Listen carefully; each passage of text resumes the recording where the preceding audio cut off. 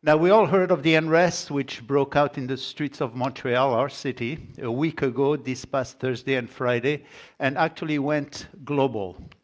You know, anti-Israel rioters smashed windows, they clashed with the police, and they set fires to cars and broke windows at Concordia University, chanting Antifada and breaking down doors. They apparently took up all the 12 floors of the main building with, gravities, free Gaza, and so on and so forth. They also burnt an effigy of the Israeli Prime Minister Netanyahu. But by the way, I just want to tell you that this is not new. I remember when I was a student at Concordia University some 40 years ago, they had a few riots then too as well.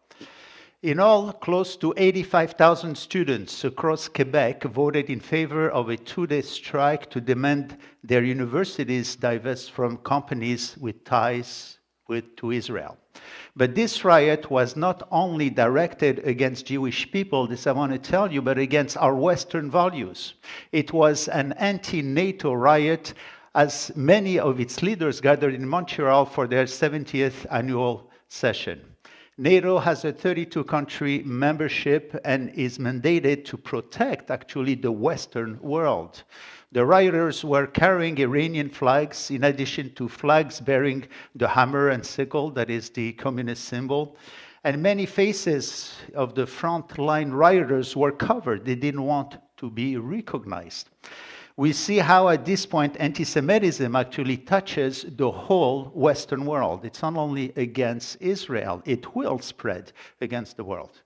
All of these things are an example of a growing tendency which reminds us more and more of the pre-World War II conditions where Jews were being accused of the problem of the world's problems. Like Zechariah, and like Jesus said that the nations will gather around Jerusalem to destroy it.